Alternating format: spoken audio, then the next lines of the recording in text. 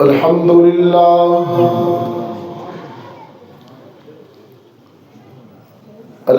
لله وحده والصلاة والسلام على من لا نبي بعده وعلى آله وأصحابه الذين أوفوا عهدا الذين هم مصابيح الرحمة ومفاتيح الغرر. أعوذ بالله من الشيطان الرجيم. بسم الله الرحمن الرحيم.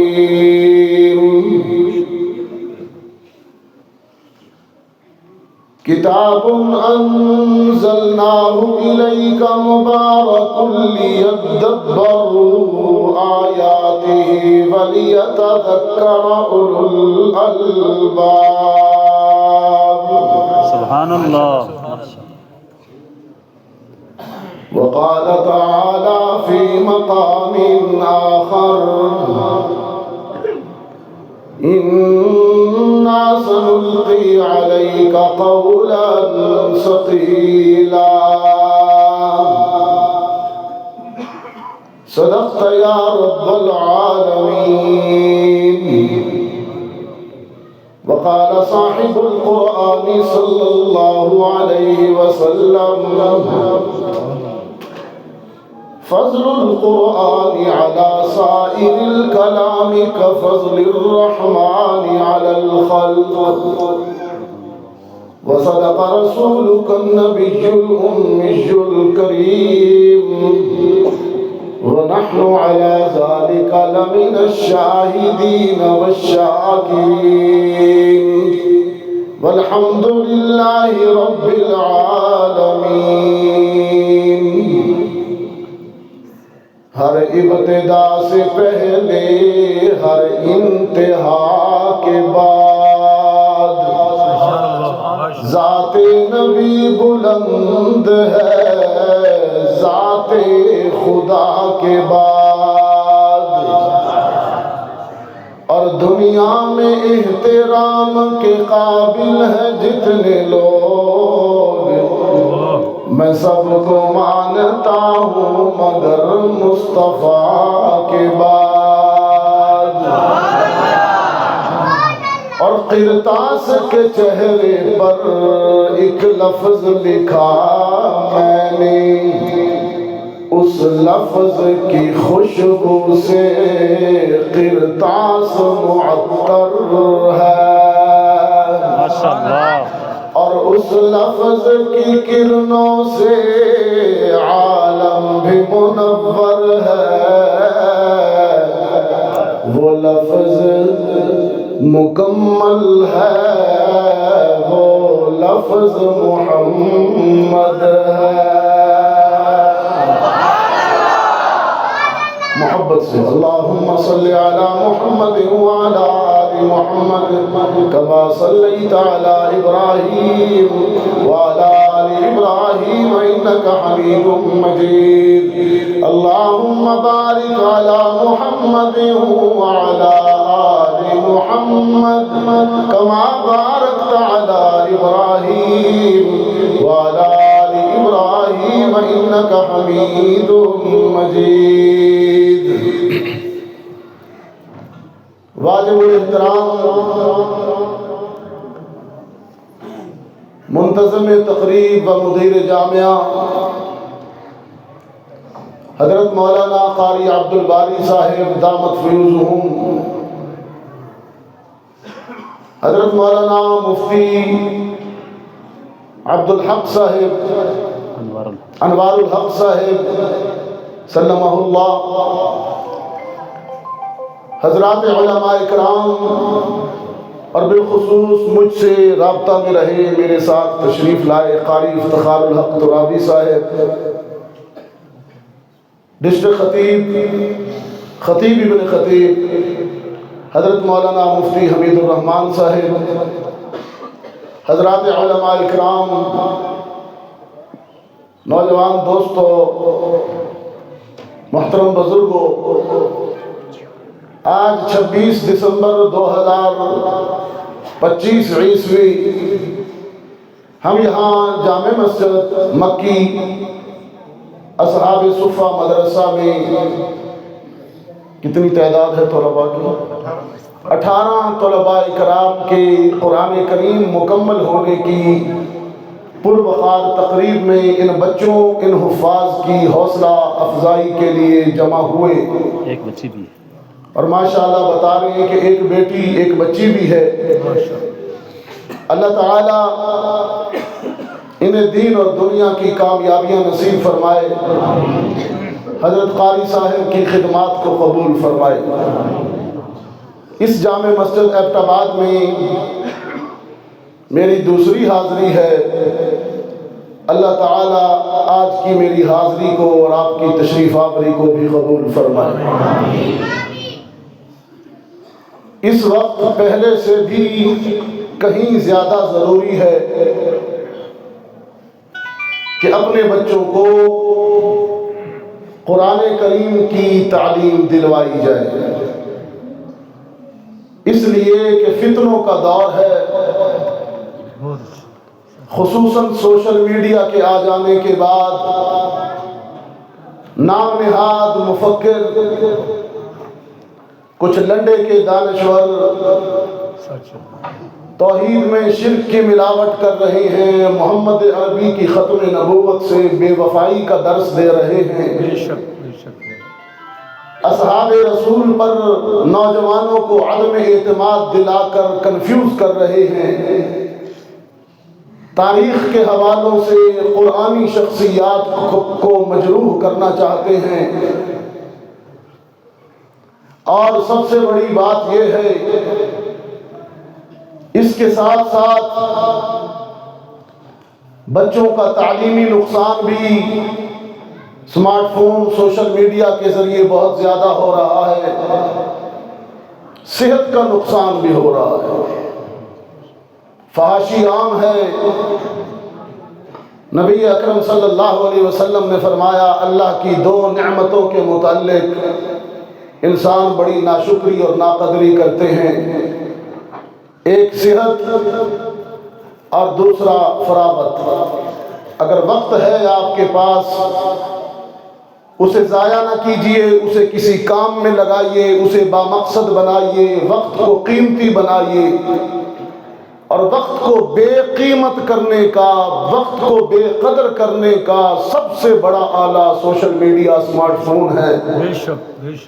وقت کا ضیاع ہوتا ہے، نمازیں گئیں، سٹڈی گئی، عبادات گئی، بس نوجوان سکرولنگ کے اندر لگا ہوا ہے، اور اس کے ساتھ ساتھ رشتوں کی قدر بھی ختم ہو رہی ہے، والدین کا حیا نہیں، بڑوں کا ادب نہیں، استاد کا ادب نہیں، عدم برداشت آج کے ڈیجیٹل نوجوان میں، ڈیجیٹل نسل کے اندر عدم برداشت اتنی ہے، ذرا سی بات پر بھڑک جاتے ہیں، برداشت نہیں ہے، نمازوں کے اندر کوتاہی ہے، 5 وقت کی نماز، مسجدیں ویران ہیں، بازار آباد ہیں، اور اس سے بھی بڑھ کر خطرناک ترین بات، یہ جتنی باتوں کی فہرست میں نے پیش کی، ان سب سے بڑھ کر مزید خطرناک ترین بات یہ ہے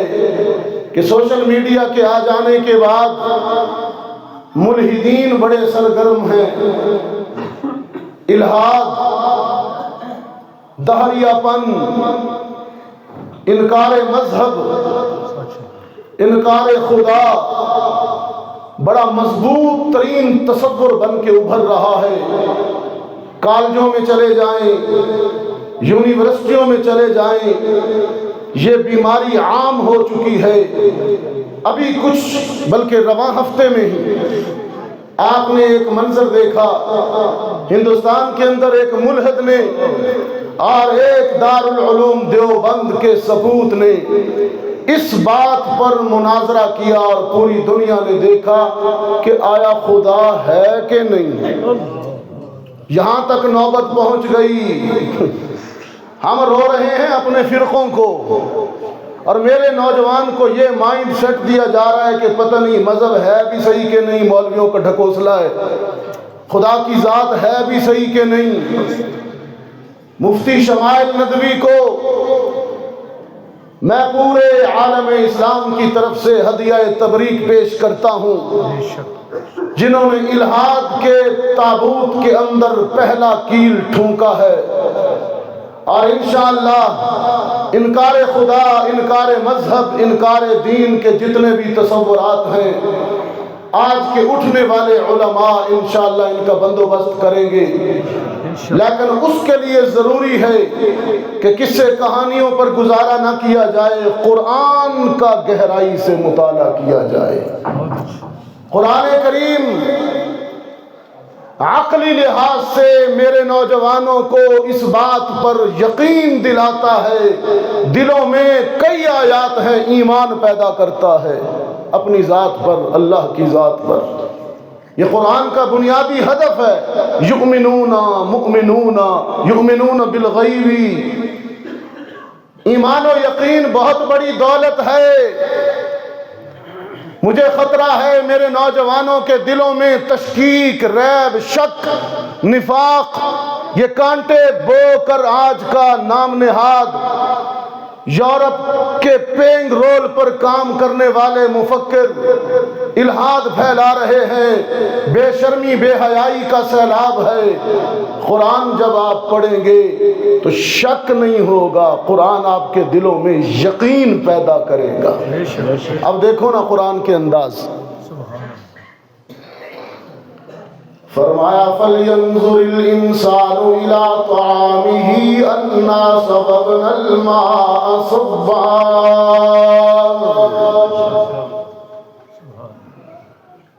ثُمَّ شَقَقْنَا الْأَرْضَ شَقًّا فَأَنبَتْنَا فِيهَا حَبًّا وَعِنَبًا وَقَضْبًا وزيتونا ونخلا وحدائق غلبا وفاكهة وأبا متاعا لكم۔ دسترخوان پر بیٹھ کر لقمے کا نوالا توڑ کر منہ میں ڈال کر چبا کر نگلنے سے پہلے سوچا کر، وہ کون ہے جس نے بادل سے بارش برسا کر تیری زمین کو نرم کیا، ہوائیں چلا کر فصلوں کو بڑھوتری دی، سبحان اللہ، سورج کی کرنوں سے تیری فصلوں کو بکایا، چاند کی چاندنی سے ثمرات میں فصلوں نے مٹھاس اور ذائقے پیدا کیے۔ ایک لقمہ تیرے منہ تک پہنچانے کے لیے سورج بھی تیری ڈیوٹی کر رہا ہے، چاند بھی تیری نوکری کر رہا ہے، بادل اور بارش بھی تیری خدمت کر رہے ہیں، ہوائیں بھی چل چل کر تیرے لیے مسخر ہے۔ ذرا سوچ، ایک دوسرے مقام پر، اچھا اسی کو کہ جو انداز ہے قرآنی، اسی کو فلاسفہ نے بڑے عجیب انداز میں، ایک عرب فلسفی کہہ رہا تھا، منکرین خدا کے لیے بڑی مضبوط اور ٹھوس دلیل دے رہا تھا۔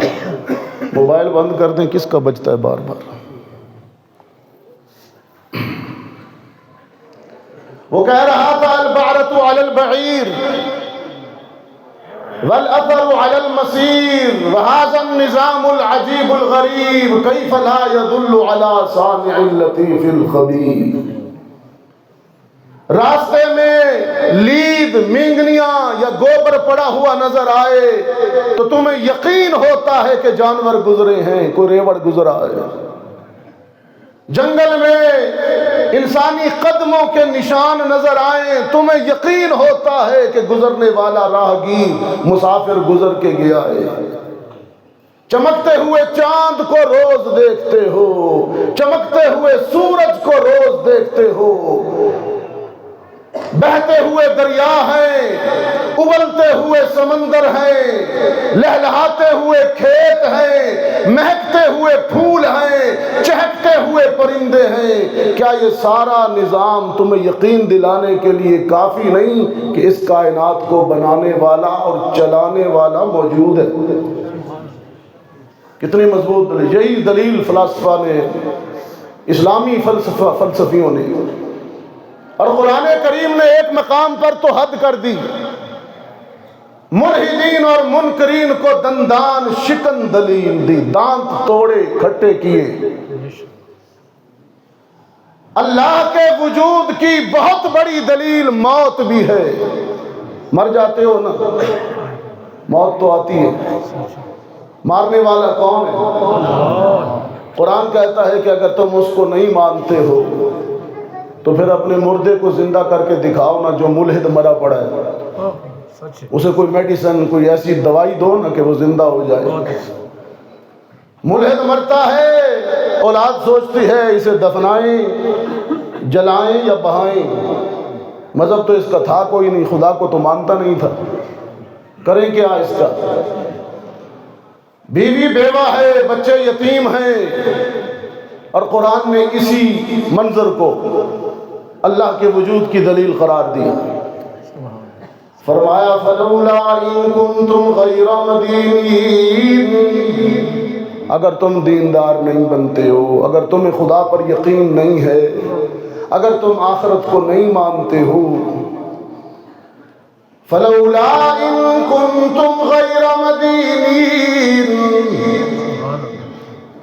اگر تم خدا کے وجود کے منکر ہو، مانتے نہیں ہو، پھر قرآن کہتا ہے میت کو، مرنے والے کو، مردے کو ترجعونہا ان کنتم صادقین، اپنے مردے کو لوٹاؤ نا پھر۔ الذی خلق الموت والحیات، موت و حیات تو اس نے پیدا کیے، مارنے والا وہ ہے، اگر نہیں مانتے ہو تو مردے کو زندہ کر کے دکھاؤ۔ موت کتنی بڑی دلیل ہے خدا کے وجود پر۔ سکندر رو رہا تھا، پورے عالم کو فتح کیا، مشرق و مغرب کو۔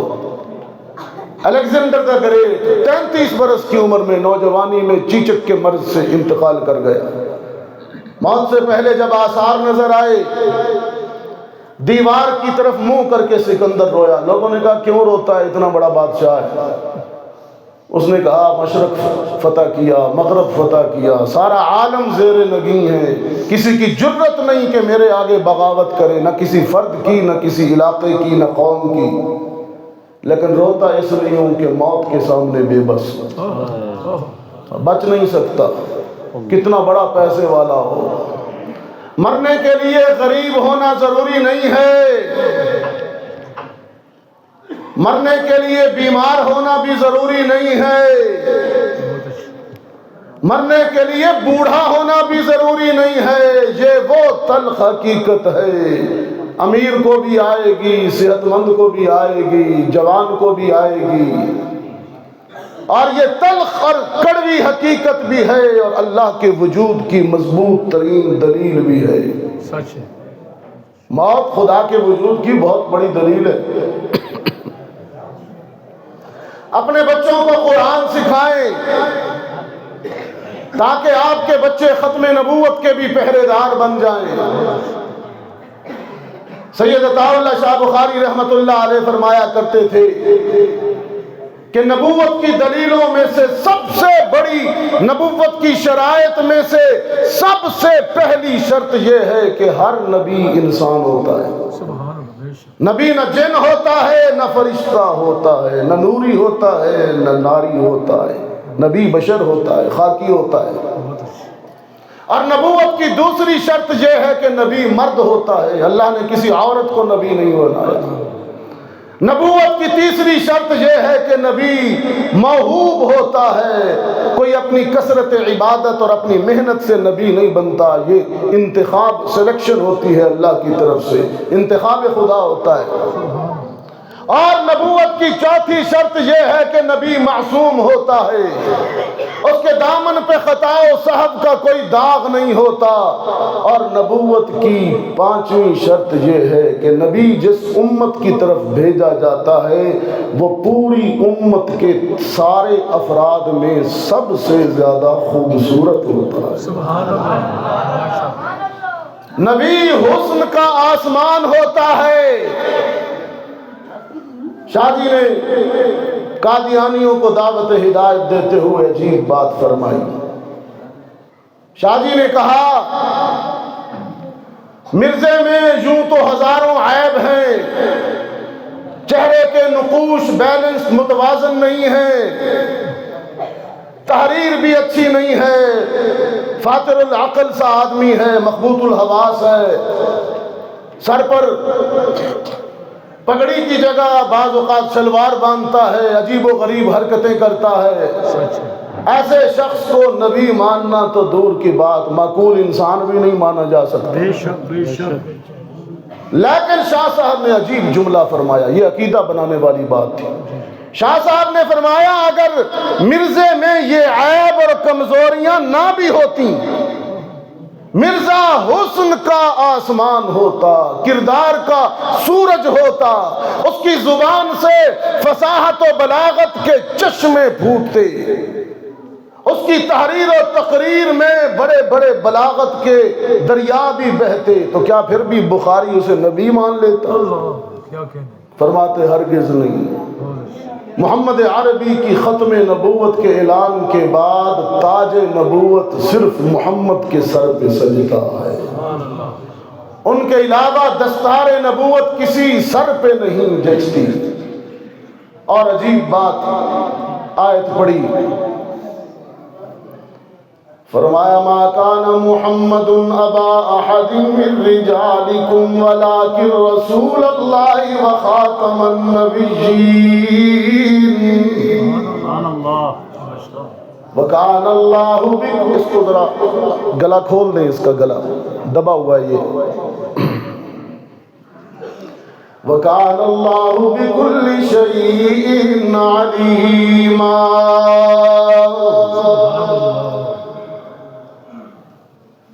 رب العالمین نے نبوت کا سب سے پہلا تاج آدم کے سر پہ سجایا۔ جناب آدم جنت سے اترے، زمین پر آئے، آدم کی نبوت زمین پر چھا گئی۔ آدم علیہ السلام کے بعد حضرت نوح کا دور آیا، طوفان نوح آیا، کشتی نوح بنی۔ حضرت نوح کی نبوت پانی پر بچھا گئی، آبی مخلوقات پر بچھا گئی۔ جناب نوح کے بعد ابراہیم کا دور آیا۔ ایسی نہیں بچی جہاں محمد کی رسالت نہ پہنچی ہو، جہاں تک میری خدائی ہے وہاں تک محمد کی مصطفائی ہے۔ اب میں تیرے سر پر ختم نبوت کا تاج سجا کر تیری ختم نبوت کا اعلان کرتا ہوں۔ نعرہ تکبیر، تاج و تخت ختم نبوت، تاجدار ختم نبوت حضرت مولانا حفظ الرحمان عدیم شاہ صاحب۔ شاہ جی نے کہا نبی وہ ہوتا ہے جسے دیکھ کر زباں پہ بے اختیار کلمہ جاری ہو جائے۔ عبداللہ ابن سلام ایک سابقہ یہودی عالم تھے، تورات پڑھ رہے تھے، اچانک خبر ملی کہ مدینے میں کوئی شخصیت آئی ہے محمد عربی کی، جن کا اعلان ہے کہ میں نبی ہوں۔ عبداللہ ابن سلام کہتے ہیں کہ میں دیکھنے کے لیے چلا گیا۔ جو ہی رخ مصطفیٰ پر محمد عربی کے چہرے پر پہلی نظر پڑی، عبداللہ ابن سلام فرماتے ہیں کہ نظر پڑتے ہی میری زباں پہ کلمہ جاری ہو۔ نبی ایسا ہوتا ہے جسے دیکھ کر پتھر بھی کلمہ پڑھنے لگے، شجر و حجر بھی کلمہ پڑھنے لگے، جسے دیکھ کر چاند بھی ٹوٹنے لگے، اس کے انگلی کے اشاروں کی تعمیل کرنے لگے۔ نبی یوں ہوتا ہے نبی کانا نہیں ہوتا، اندھا نہیں ہوتا، گنجا نہیں ہوتا، توند والا نہیں ہوتا، کوئی جسمانی عیب نہیں ہوتا۔ اور پھر جھومے ندیم شاہ صاحب فرمایا کرتے تھے جب اللہ کے رسول سفید لباس زیب تن کر کے، سفید عمامہ زیب سر کر کے مکہ کی دھرتی پر چلتے، اللہ عرش سے لا اقسم بہذا البلد کہہ کر مکہ کی دھرتی کی قسمیں کھاتا، اور دھرتی بھی محمد عربی کے قدموں کے بوسے دیتی، اور فرماتے کہ یہ مکھڑے کی تجلی یہ بیاض گردن، دل ورانہ یہ جال اور بے ساختہ پن، یہ عمامہ کی سجاوٹ یہ جبین روشن، یہ قبائے عربی اور یہ نیچا دامن، کہ خدا ہے خود جمیل اور اسے جمال پسند، اسی لیے تو خدا کو ہے آمنہ کا لال پسند۔ رب العالمین نے فرمایا ما کان محمد ابا احد من رجالکم ولکن رسول اللہ وخاتم النبیین۔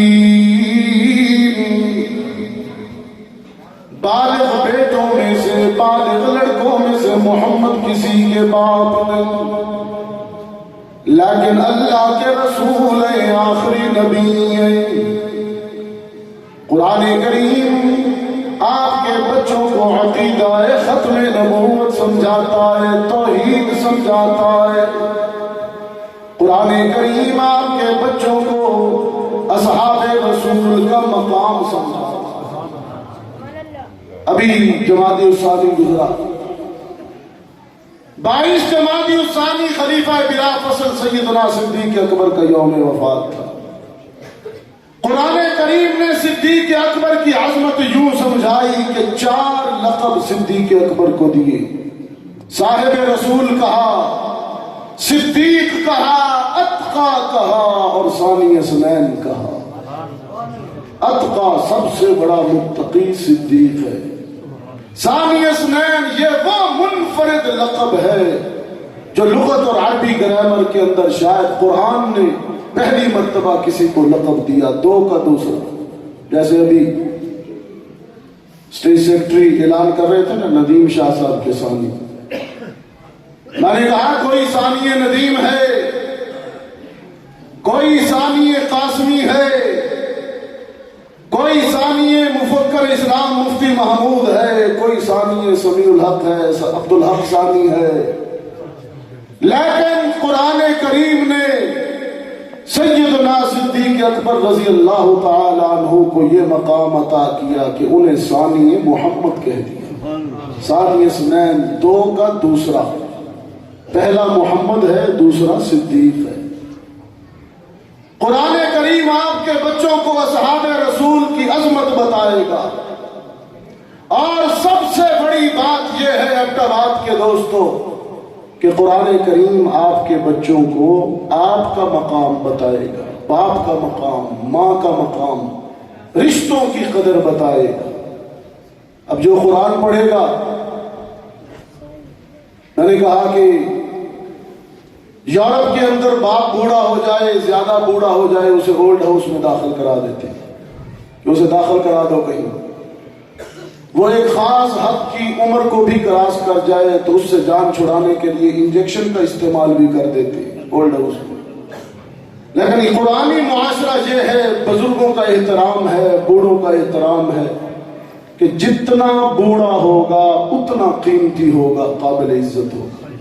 یہ اسلامی تعلیمات ہیں، اسلامی یہ شناخت ہے، ہمارا کلچر ہے۔ ہمارے ہاں بزرگوں کو عزت دی جاتی ہے، بزرگوں کو داخل نہیں کرایا جاتا۔ اب سنیے قرآن کریم کہ والدین کے متعلق قرآن کریم کیا کہتا ہے۔ فرمایا اما یبلغن عندک الکبر احدہما او کلاہما فلا تقل لهما اف ولا تنهرهما وقل لهما قولا کریما واخفض لهما جناح الذل من الرحمة وقل رب ارحمهما كما ربياني صغيرا. قرآن کہتا ہے باپ جب بوڑھا ہو جائے، ماں جب بوڑھی ہو جائے، اف نہ کہا کرو. بحث میں بوڑھے باپ کو نیچا نہ دکھایا کرو. اپنی جوان آواز بوڑھے باپ کی بوڑھی آواز سے بلند نہ کیا کرو. وَقُلْ لَهُمَا قَوْلًا كَرِيمًا، نرم بات کیا کرو. وَاخْفِضْ لَهُمَا جَنَاحَ الذُّلِّ مِنَ الرَّحْمَةِ، اگرچہ قدرت نے بوڑھے کو جھکا دیا ہے، ضعیفی نے اس کا اینگل نکال دیا ہے، اسے تو قدرت نے جھکا دیا ہے. قرآن بیٹے کو حکم دیتا ہے تو ادب سے جھک جایا کر. رب ارحمہما کما ربیانی صغیرا. تمہیں یاد ہو کہ نہ ہو، بچپن میں ابھی تم مطالبہ بھی نہیں کرتے تھے، تمہارا باپ تمہاری پسندیدہ چیزیں، کھلونے، مٹھائیاں، ٹافیاں، بسکٹ تمہارے مانگے بغیر لا دیا کرتا تھا. آج باپ بوڑھا ہو گیا، اس کی جیب بھی خالی ہو گئی، بیٹا جوان ہو گیا، جیب بھر گئی. احسان کا بدلہ یہ ہے کہ تو بھی اس کی ضرورت کی چیزیں اس کے مانگے بغیر لا دیا کر. یہ مفہوم ہے کما ربیانی صغیرا. یہ صرف دعا نہیں ہے لفظوں میں پڑھی جانے والی، صرف رب ارحمہما کما ربیانی دعائیں کرتے ہو. یہ پریکٹیکل بھی ہے، یہ عملی طور پر بھی ہے. ساتوں آسمان اتنے وزنی نہیں ہیں، 14 طبق اتنے بھاری نہیں ہیں جتنا وزنی اور جتنا بھاری یہ لمحہ ہوتا ہے کہ کوئی بوڑھا خالی جیب باپ اپنے جوان بیٹے کے سامنے ضرورت کے لیے ہاتھ پھیلائے. یہ نوبت نہ آنے دیا کرو. والدین کی دعائیں لیا کرو. سرکار دو عالم صلی اللہ علیہ وسلم نے فرمایا 3 دعائیں رب رد نہیں کرتا. دعوت المسافر، کوئی مسافر جب ہاتھ اٹھاتا ہے اللہ فوراً قبول کرتا ہے. دعوت المظلوم، مظلوم جب ہائے کرتا ہے ظالم کا بیڑا غرق ہو جاتا ہے. دعوت الوالد لولدی، کوئی باپ جب اولاد سے راضی ہو کر اس کو دعا دیتا ہے فوراً رب قبول کرتا ہے. اس لیے والدین سے بھی گزارش کرتا ہوں اولاد کی حرکتوں سے تنگ آ کر سخت بات نہ کیا کریں، بد دعا نہ دیا کریں، وہ بھی قبول ہوتی ہے. صرف دعا نہیں قبول ہوتی، بد دعا بھی باپ کی قبول ہوتی ہے. مولوی کی دعا مقتدی کے لیے قبول ہوگی کہ نہیں کوئی گارنٹی نہیں. بھائی کی دعا بہن کے لیے قبول ہوگی کہ نہیں کوئی گارنٹی نہیں. بیوی کی دعا یا شوہر کی دعا بیوی کے لیے قبول ہوگی کہ نہیں کوئی گارنٹی نہیں. لیکن بوڑھا باپ جب اولاد سے خوش ہو کر اولاد کو دعا دیتا ہے وہ فوراً قبول ہوتی ہے، کیونکہ گارنٹی اور ضمانت محمد عربی نے دی ہے.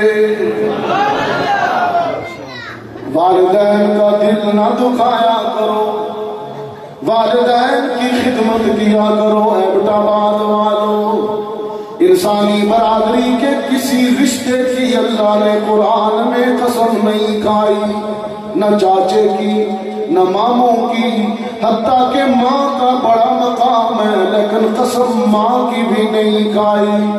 لیکن باپ نسل انسانی کا، انسانی برادری کا وہ محترم رشتہ ہے کہ اللہ نے باپ کی تو قرآن میں قسم کھائی ہے، اور قسم بھی اکیلے باپ کی نہیں، دو قسمیں اور بھی ملائی ہیں۔ قرآن کہتا ہے لا اقسم بہذا البلد وانت حل بہذا البلد ووالد وما ولد، قسم ہے شہر مکہ کی، قسم ہے اے محمد تیرے قدموں کی، قسم ہے باپ کی اس کی اولاد کی۔ اتنا محترم رشتہ ہے باپ کا، رب نے باپ کی قسم کو مکے اور مدینے کی قسموں کے ساتھ ملا دیا ہے۔ میں نے کہا وہ تو عرش پر قدر کرتا ہے بزرگ کی، باپ کی، حالانکہ وہ خالق ہے، پیو ساڈا ہے اس کا نہیں، لم یلد ولم یولد ہے، وہ باپ میرا ہے قسم وہ کھاتا ہے۔ لیکن آج کی نوجوان نسل کو بعض دفعہ حیا نہیں آتی، شرم نہیں آتی، اور ماں کا تو باپ سے بھی 3 درجے زیادہ خیال کیجئے اپنا بات کے دوستوں۔ قرآن کریم نے کہا کہ خدمت زیادہ ماں کی، عظمت زیادہ باپ کی۔ بزرگ باپ کی قسم کھائیے، ماں کی تو نہیں کھائی، عظمت باپ کی اور خدمت اس میں کہا کہ 3 درجے باپ سے زیادہ ماں کی خدمت کریں، خدمت ماں کی زیادہ، لیکن عظمت مقام اور بزرگی باپ کا زیادہ۔ یہ پرانی مفہوم ہے، انداز ہے، حدیث میں بھی یہی ہے۔ ایک صحابی نے کہا اللہ کے رسول سب سے زیادہ حسن سلوک کا مستحق کون سا رشتہ ہے؟ آپ نے کہا ماں۔ اس نے کہا اس کے بعد؟ آپ نے کہا ماں۔ اس نے کہا اس کے بعد؟ آپ نے کہا ماں۔ اس نے کہا اس کے بعد؟ آپ نے فرمایا باپ۔ اور یہی انداز قرآن کا ہے، سنیے، فرمایا وَصَّيْنَا الْإِنسَانَ بِوَالِدَيْهِ إِحْسَانًا، حکم یہ ہے کہ دونوں سے حسن سلوک کرنا، دونوں سے، بِوَالِدَيْهِ، لیکن اماں کو پھر علیحدہ کر دیا۔ فرمایا حملتہ امہ کرہا ووضعتہ کرہا وحملہ وفصالہ 30 شہرا، 9 مہینے تک وجود میں اٹھاتی ہے، ولادت کا درد سہتی ہے، 2 سال تک دودھ پلاتی ہے، ساری زندگی بھی اولاد خادم بن کر ماں کے قدموں میں بھی بیٹھی رہے، پھر بھی ان احسانات کا بدلہ نہیں چکا سکتی۔ اتنی بڑی محسن۔ جب کوئی ماں اپنے بچے سے پیار کرتی ہے، عرش والا کہتا ہے اس کے پیار میں میرے پیار کا عکس ہے، اس کے پیار میں، اس کی محبت میں میری محبت کی جھلک ہے، ماں کے پیار کا۔ میں نے کہا ایک ماں بیٹے کی محبت میں دوڑ رہی تھی، پہاڑی پر بیٹھے ہوئے لوگ پہاڑوں پر دوڑ رہی تھی، اور چند مہینے کا اسماعیل ایڑیاں رگڑ رہا تھا، اما ہاجرہ دوڑ رہی تھی، دوپہر کا وقت تھا، علاقہ عرب کا تھا، موسم گرمی کا، پانی کی بوند نہیں، سبزے کا نشان نہیں، اسماعیل شدت پیاس سے چیختا ہے اور ہاجرہ بھاگتی ہے۔ میں نے کہا تڑپتا ہے کوئی بیٹا، تڑپتا ہے کوئی بیٹا تو ماں کا دم نکلتا ہے، تڑپتا ہے کوئی بیٹا تو ماں کا دم نکلتا ہے، مگر جب ماں تڑپتی ہے تو پھر زمزم نکلتا ہے۔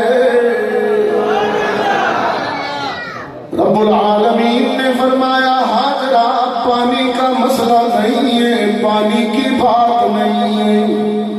پانی تو زمزم بنا کر تیرے بیٹے کے قدموں میں نکال دیا، لیکن بیٹے کی محبت میں تو جو دیوانہ وار دوڑی ہے، ہاجرہ تیرا دوڑنا مجھے اتنا اچھا لگا، میں قیامت تک کے لیے تیری دوڑ کو عبادت بنا رہا ہوں۔ ایبٹ آباد والوں، ماں کا دل نہ دکھایا کرو۔ ماں جب دکھی ہوتی ہے، بیٹا نافرمانی کرتا ہے، وہ کہتی ہے خون جگر دے کر میں نے اسے پالا بڑا کیا، لقمے چبا کر نرم کر کے اس کے منہ میں ڈالے، توتلی زبان اس کے ساتھ بول کر اسے بولنا سکھایا، انگلی پکڑ کر اسے چلنا سکھایا۔ جب اس میں طاقت آ گئی، اسی زبان سے مجھے گالی دیتا ہے، میرا دل توڑتا ہے۔ ماں جب مفلوج ہو جاتی ہے، بیماریوں میں گر جاتی ہے، بڑھاپے اور سن رسیدگی کو پہنچ جاتی ہے، اولاد جوان ہو جاتی ہے، ایک بیٹا کہتا ہے اماں کو تو سنبھال، 5 5 4 4 بیٹے، ایک کہتا ہے تو سنبھال، دوسرا کہتا ہے میرے پاس وقت نہیں ہے بوڑھی کو تو سنبھال، تیسرا کہتا ہے میں مصروف ہوں، جاب کرتا ہوں۔ یہ منظر بھی دیکھا گیا، کئی جوان بیٹوں کی ماں بیٹوں نے خدمت نہیں کی، ماؤں کے جنازے بیٹیوں کے گھر سے اٹھے، پکارا کسی نے معتبر نے کہ چند بچوں کو جو پالا تھا ایک ماں نے جتن سے، چند بچوں کو جو پالا تھا ایک ماں نے جتن سے، ممتا کا صلہ پھر بھی ضعیفی میں نہ پائی، ہر چیز ہوئی تقسیم باپ کے مرتے، ایک اماں تھی جو حصے میں کسی کے بھی نہ آئی۔ جب یہ سایہ اٹھ جاتا ہے، یہ نعمت چھین جاتی ہے، ماں دنیا چھوڑ جاتی ہے، پھر اولاد حسرت کی تصویر بن کر روتی رہ جاتی ہے، آنسو بہاتی ہے۔ وہ دیکھیے نا، دانائے مشرق حکیم الامت علامہ محمد اقبال کی ماں مری، فرد غم میں چند دن تک تو ہوش کھو بیٹھے، جب ہوش آیا بہت پیار کرتے تھے ماں سے، جب ہوش آیا لوگوں نے کہا اقبال ماں نہ رہی،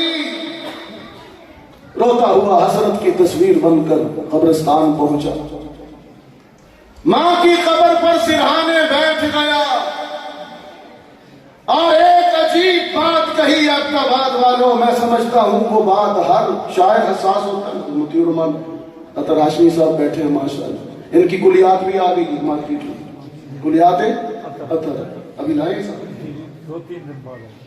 ابھی آئی نہیں، تمام حضرات سے ضرور۔ شاعر بڑا حساس ہوتا ہے، اس کی شاعری کا مطالعہ کیا کیجئے۔ ماں فوت ہوئی، اقبال فرط غم میں ماں کی قبر کے سرہانے بیٹھ کر اپنے احساسات کو منظوم کرتا ہے، اور وہ بات کہتا ہے، میں سمجھتا ہوں ہر وہ بیٹا جس کے سر سے سایہ اٹھ گیا، یہ اس کا احساس ہے جو اقبال نے کہا۔ قبر ماں کو مخاطب کر کے کہتا ہے کہ خاک مرقد پہ تیری ایک فریاد لایا ہوں، اماں آج تیرا بیٹا اقبال تیری قبر پر ایک ٹکڑا لایا ہے، خاک مرقد پہ تیری ایک فریاد لایا ہوں کہ اب دعائے نیم شب میں کس کو یاد آتا ہوں، تیرے جانے کے بعد کوئی ہستی ایسی نہیں رہی، کوئی رشتہ ایسا نہیں بچا جو آدھی رات کو اٹھ کر اقبال اقبال کو دعائیں دے، دعاؤں کے دروازے بند ہو گئے اور عمر بھر تیری محبت میری خدمت کر رہی، اور میں تیری خدمت کے ہوا قابل، تو چل بسی۔ ساری زندگی تو نے میری خدمت کی، ساری زندگی تو نے مجھ سے پیار کیا، جب میں تیری خدمت کے قابل ہوا میری جیب میں پیسے آئے، میرے بازوں میں طاقت آئی، اما تو قبروں میں ڈیرے لگا بیٹھی ہے۔ صرف اقبال نہیں رویا، صرف اقبال نہیں رویا، میں نے تو حدیثوں میں یہ بھی پڑھا ہے، 1.25 لاکھ نبیوں کا امام، صاحب معراج، صاحب قرآن، محمد عربی حجۃ الوداع کے بعد مدینہ واپس جاتے ہوئے، یثرب واپس جاتے ہوئے، اما آمنہ مرحومہ کی قبر پہ آئے، فبکا رسول اللہ، رحمت عالم بیزار و قطار ہو گئے، رحمت عالم کے آنسو ماں کی یاد میں۔ صحابہ کہتے ہیں انہیں روتا دیکھ کر ہم بھی روئے، حالانکہ یہ سگی ماں تو بچپن میں فوت ہو گئی۔ سرکار دو عالم صلی اللہ علیہ وسلم نے ماں نام کی ایسی لاج رکھی، جس عورت نے دودھ پلایا غذائی ماں بھی تھی، اس کا اتنا احترام کیا۔ فتح مکہ کے موقع پر بھی اور بھی 2-3 موقع پر حلیمہ سعدیہ تشریف لائی، 3-4 ملاقاتیں ثابت ہیں بعد از نبوت بھی۔ جب بھی سیدہ حلیمہ سعدیہ آتی، حضور علیہ الصلوۃ والسلام ماں کا نام سن کر، اس رشتے کے تقدس کو دیکھ کر، باوجود اس کے کہ 1.25 لاکھ نبیوں کے امام ہیں، اپنی جگہ سے اماں حلیمہ کے احترام میں کھڑے ہو جاتے۔ جب بھی حضرت حلیمہ آئی، حالانکہ سگی ماں نہیں ہے، رضائی ماں، جب بھی حضرت حلیمہ حضور کو ملنے آئی، حضور اپنی جگہ سے کھڑے ہو گئے، اور ایک مقام پر، مرحلے پر تو حد کر دی، آپ نے اپنے شانے سے، کندھے سے چادر نبوت اتاری، زمین پر بچھائی، اماں حلیمہ کو اپنی چادر پر بٹھایا، اور دودھ کا پیالہ منگوا کر اس کو شہد اور کھجور سے میٹھا کر کے، نبیذ تمر بنا کے، اپنے دونوں نبوت والے ہاتھوں سے اپنی ماں کو پلایا۔ یہ رحمت عالم کا اسوہ ہے ماں کے، مقام اتنا بڑا ہے۔ آج کا بیٹا کیا کہتا ہے اماں کو؟ اماں روٹی لے آ، میری خدمت کر، تجھے پتہ نہیں ہے میں بڑا کماؤ پتر۔ کوئی حضرت صاحب ٹائپ شخصیت کہتی ہے کہ اماں میں بڑا خطیب اسلام ہوں، میرے لیے بھی لے آ۔ کوئی کہتا ہے میں شیخ الحدیث ہوں، عالم ہوں، اماں ماں میری خدمت کر۔ لیکن رحمت عالم کے عروج اور رتبے کا مقابلہ کون کر سکتا ہے؟ اتنا بڑا مقام کہ 1.25 لاکھ نبیوں کے امام ہیں، عرش معلا پہ پہنچے ہوئے ہیں، مقام کی بلندی کے باوجود ماں کے لیے کھڑے ہو جاتے ہیں۔ عروج ایسا ہے، عروج ایسا ہے کہ کسی کہنے والے نے کیا خوب کہا۔ عروج دیکھیے، عروج دیکھیے، رجب کا مہینہ ہے نا کہ تخت سلیمان، تخت سلیمان تیرے نعلین کی خاک۔ عروج اتنا ہے حضور کا کہ سلیمان علیہ السلام کا تخت اتنی عظمت والا نہیں ہے جتنے محمد کے نعلین عظمت والے ہیں۔ مقام دیکھیے کہ تخت سلیمان تیرے نعلین کی خاک، اعجاز مسیحا تیری بکھری ہوئی خوشبو، حسن ید بیضا تیری دہلیز کی خیرات، اور کونین کی سچ دھج تیری آرائش گیسو، اور دنیا کے سکندر تیرے جاروب کشوں میں، جھاڑو دینے والے، جاروب کش سویپر، دنیا دنیا کے بڑے بڑے سکندر روضہ رسول پہ جھاڑو پھیرتے نظر آتے ہیں۔ دنیا کے سکندر تیرے جاروب کشوں میں، اور عالم کے سلاطین تیری چوکھٹ کے بھکاری، اور گردوں کی بلندی تیرے پاپوش کی پستی، آسمان اتنا بلند نہیں ہے جتنے محمد کے نعلین بلند ہیں۔ گردوں کی بلندی تیرے پاپوش کی پستی، اور جبریل کے شاہ پر تیرے بچوں کی سواری۔ حسین بیٹھے گودے نبوت میں، جبریل حاضر ہے۔ دوران وحی اتنا بڑا مقام، لیکن ماں سامنے آئی، محمد اپنی جگہ سے کھڑے ہو گئے۔ حیدرآباد والوں، تو میں کیا ہے؟ یہ کہتا جی میں ڈاکٹر صاحب ہوں۔ اماں کو ڈانٹتا ہے، اماں تو جاہل ہے، میں انجینئر ہوں۔ محمد ماں کے لیے کھڑے ہوئے صلی اللہ علیہ وسلم، اور آخری پیراگراف آپ کو دے رہا ہوں۔ نسوانی دنیا کے دو رشتے ایسے ہیں، عورتوں میں سے ہماری جتنی رشتہ داریاں خواتین کے ساتھ ہیں، نسوانی دنیا کے دو رشتے ایسے ہیں، حدیث میں آتا ہے ان دو رشتوں کے احترام و استقبال کے لیے محمد کھڑے ہوئے۔ بیٹے تھے تو اماں حلیمہ کے لیے محمد عربی کھڑے ہوئے، اور جب باپ بنے تو بیٹی فاطمہ زہرا کے لیے کھڑے ہوئے۔ سیدہ فاطمہ زہرا جب اپنے شوہر علی کے گھر سے اپنے بابا محمد کو ملنے آتی، حضور اپنی جگہ سے کھڑے ہوتے، ماتھا چومتے، اپنی جگہ بٹھاتے، اور زبان نبوت سے فرماتے فاطمہ میرے جگر کا ٹکڑا ہے۔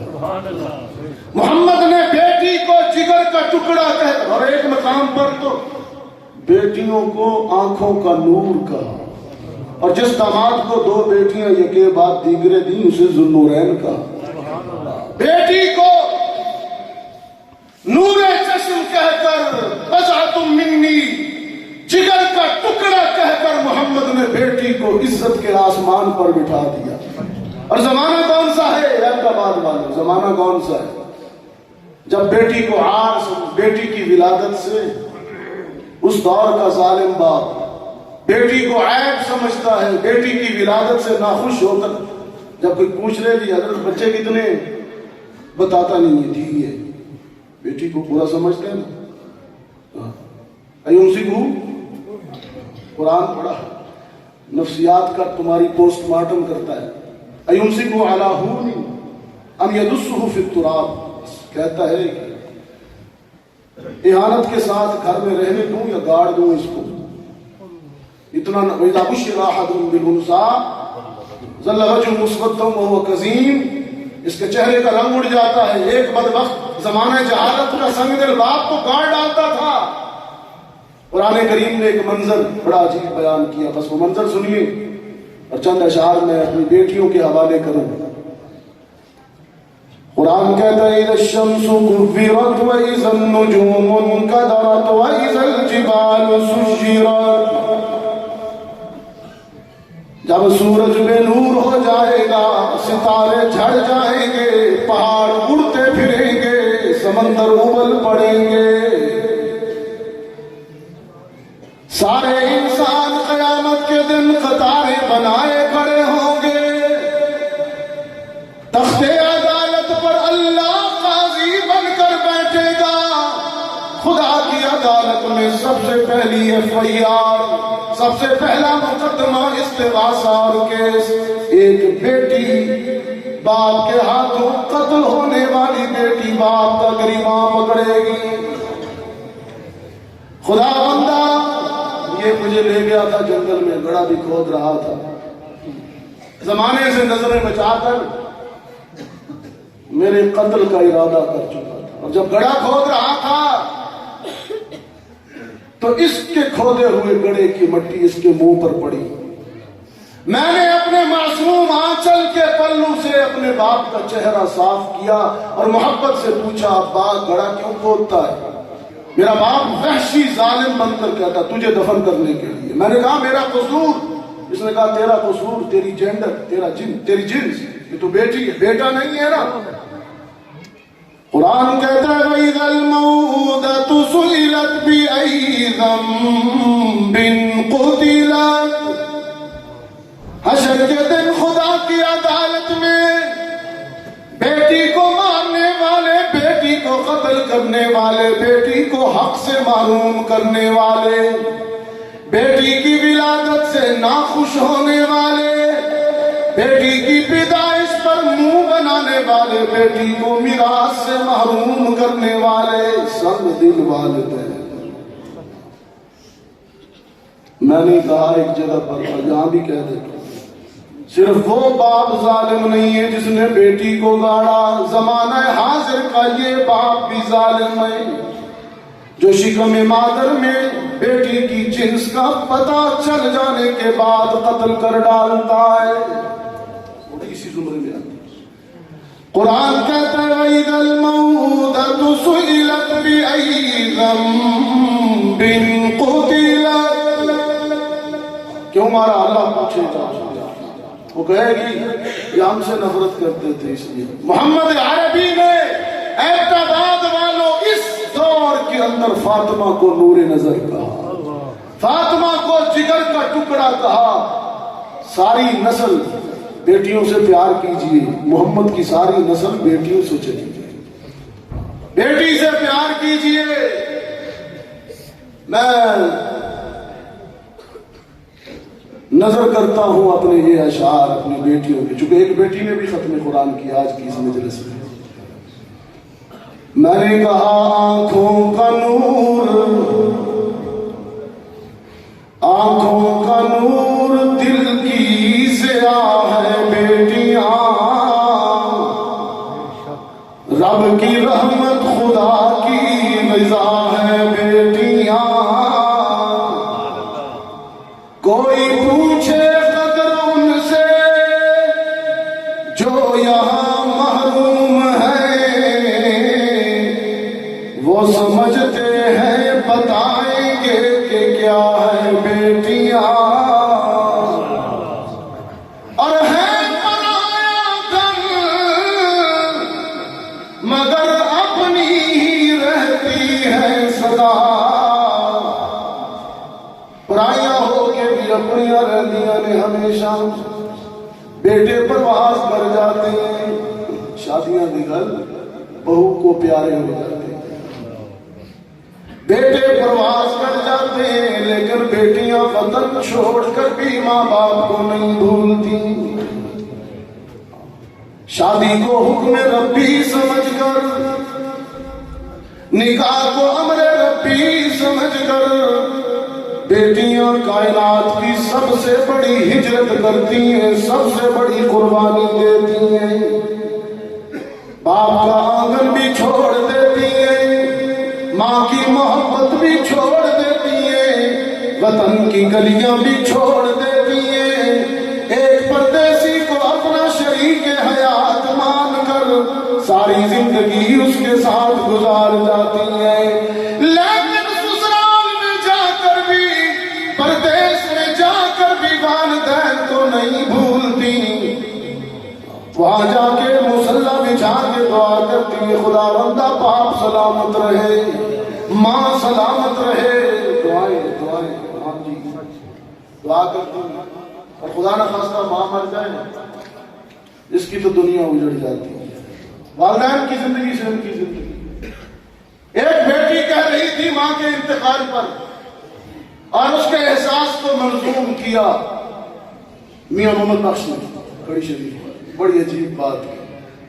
اس نے کہا ماں مری تھی اور بیٹی، باپ زندہ ہوتا ہے ابھی تو بیٹا، سارے بیٹوں کی بات نہیں کرتا. میں کوئی بیٹوں پہ تنقید نہیں کر رہا ہوں، ناراض بھی نہ ہو جائے. شاہ صاحب کہا کرتے تھے ندیم شاہ صاحب، بعض بیٹے ایسے ہوتے ہیں کہتے ہیں یا اللہ بزرگوں کو اٹھا لے، بہت جی ان کے ساتھ کے سارے شہر کے بزرگ چلے گئے، یہ ایک بات انہیں بھی اٹھا لے، زمین میرے نام ہو جائے۔ لیکن بیٹی کہتی ہے مجھے کچھ نہیں چاہیے، ایک انگوٹھا بھی لگوا لو، لے لو، خدا کرے میری زندگی بھی میری ماں باپ کو لگ جائے۔ تو بیٹی کہتی ہے کہ دکھا مینو مار مکایا، جب ماں مر جائے یا باپ مر جائے اس کا احساس یہ ہوتا ہے کہ دکھا مینو مار مکایا تے سکھا دائے کال نیمائے، جندڑی میں تو نبھدی نہیں، ایک واری پھر تو پال نیمائے۔ بوڑھی ہو کر بھی ماں کی گود میں کھیلنا چاہتی ہے، باپ کے کندھے پہ جھولنا چاہتی ہے، اتنا پیار۔ اور بھائی کیا کہتا ہے تو اپنا حصہ میرے نام کروا دے، وہ عدالت میں بیان بھی دیتی ہے، لیکن ماں باپ کے لیے محبت کی دعا کرتی ہے۔ بس اللہ تعالی ہم سب کو رشتوں کی قدر نصیب فرمائے، احساس نصیب فرمائے۔ پڑھ لیجئے 2-3 منٹ ہے، مجھے حکم بھی ہے، گھنٹے سے تو زیادہ ہو گیا، تو پڑھیے لا الہ الا اللہ، لا الہ الا اللہ، لا الہ الا اللہ، لا الہ الا اللہ۔ بالائی پر پستی میں، ویرانوں میں بستی میں، آگ لگا کر ہستی میں، تو کہتا پھر یہ مستی میں لا الہ الا اللہ، لا الہ الا اللہ، لا الہ الا اللہ، لا الا اللہ۔ جن و بشر حور و ملک سب پر ہے اس کی نظر، شہد اللہ انہ لا الہ الا ہو والملائکۃ واولو العلم، رب بھی کہتا ہے لا الہ الا اللہ، فرشتے بھی کہتے ہیں لا الہ الا اللہ، علماء بھی کہتے ہیں لا الہ، جن بھی کہتے ہیں لا الہ، اور بشر بھی کہتے ہیں، جن و بشر حور و ملک سب پر ہے اس کی نظر،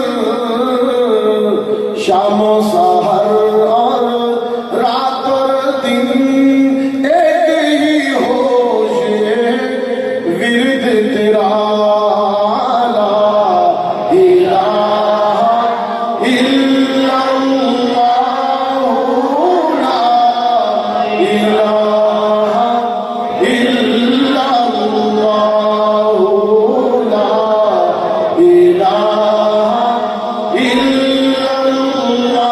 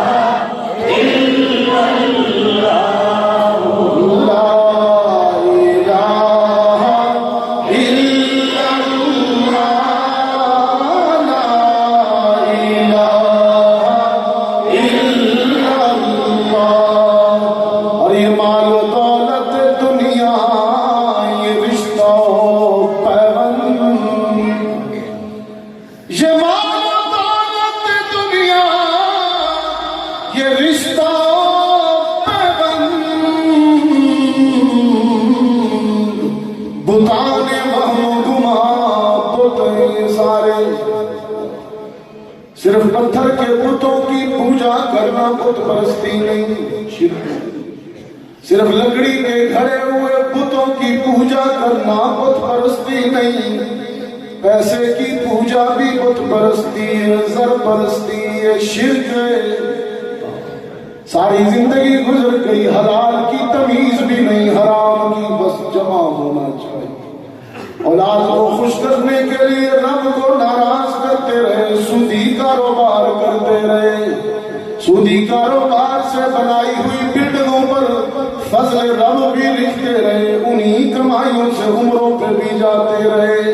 خدا اور رسول نے تو اعلان جنگ کیا ہے، تم سودی پیسوں سے عمروں پہ چلے جاتے۔ یہ بت ہے، بت توڑیے ہی نہیں۔ یہ مال و دولت دنیا، قرآن کہتا ہے الہاکم التکاثر، مار ڈالا تمہیں زیادہ سے زیادہ کی ہوس میں، یہاں تک کہ قبروں کے کنارے پہنچ گئے۔ وہ اسرائیل آیا، اسرائیل سیٹھ صاحب کے پاس، سیٹھ صاحب کہہ رہا ہے ایک دکان کی 2 ہو جائیں، 2 کی 4 ہو جائیں، ایک مکان تھا 4 ہو جائیں، ایک میں رہوں گا 3 کرائے پہ چڑھاؤں گا۔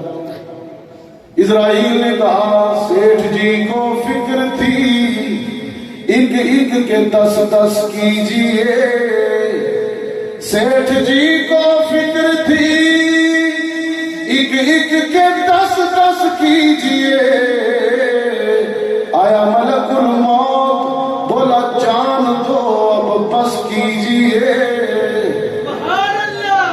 شوگر نے، بلڈ پریشر نے، میٹھے اور نمکین سے روک دیا، بیماریوں نے دنیا جہاں کی نعمتوں سے مار کھا نہیں سکتے، لیکن ہوس پہ بھی نہیں جاتی۔ 4 بائی پاس ہو گئے، 2 دفعہ سینہ کٹوا بیٹھے ہو، لیکن ہوس نہیں جاتی۔ کیوں نہیں جاتی؟ یہ مال و دولت دنیا، یہ رشتہ پیوند